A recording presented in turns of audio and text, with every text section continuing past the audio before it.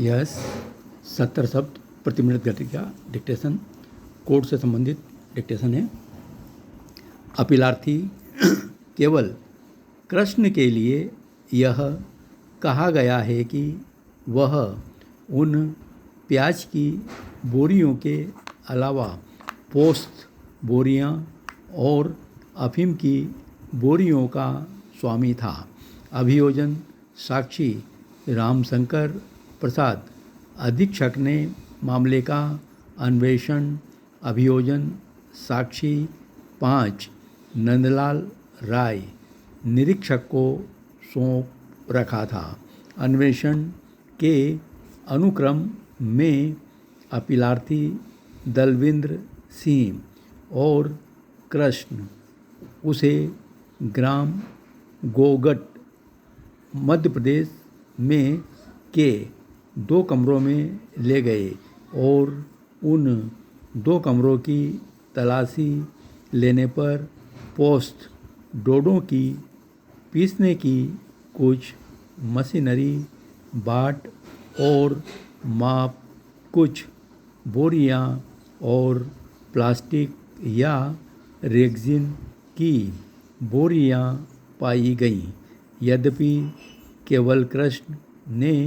यह कहा था कि वह हरियाणा राज्य का निवासी है, फिर भी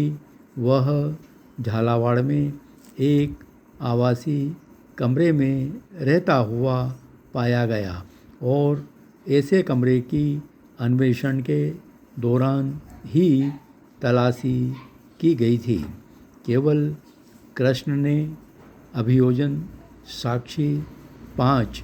नंदलाल राय को यह सूचित किया था कि यह चौटाला नाम के शराब ठेकेदार के लिए काम कर रहा है, जो अपना व्यापार झालावाड़ में चला रहा है। अभियोजन साक्षी नंदलाल राय अधिनियम के अधीन अपराधों का अन्वेषण करने के लिए अधिनियम की धारा 53 के अधीन की शक्तियों से निहित किया गया हो सकता है, फिर भी वह साक्ष्य अधिनियम की धारा 25 के प्रयोजनों के लिए पुलिस अधिकारी नहीं था और इसलिए इन दोनों अपीलार्थियों द्वारा किए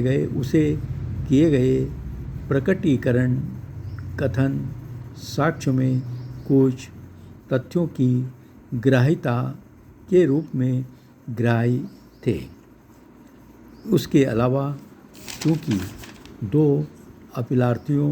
द्वारा की गई सूचना के कारण विद्यमान मामले में कुछ तात्विक और सुसंगत तथ्यों का पता लगा, इसलिए उनके द्वारा किया गया प्रकटीकरण उस मामले के उस अर्थ में साक्ष्य अधिनियम की धारा 27 के अधीन ग्राह्य हो गया होता। यदि नंदलाल राय को पुलिस अधिकारी मान लिया गया होता तो वह साक्ष्य अधिनियम की धारा 25 के प्रयोजनों के लिए निश्चित रूप से नहीं था। इस प्रकार अपीलार्थी केवल कृष्ण पोस्त तृण बोरियां और अफीम युक्त बोरियों के सचेत कब्जे की स्थिति में सिद्ध होता है। बिंदु पर सकारात्मक, निश्चयात्मक, विश्वसनीय और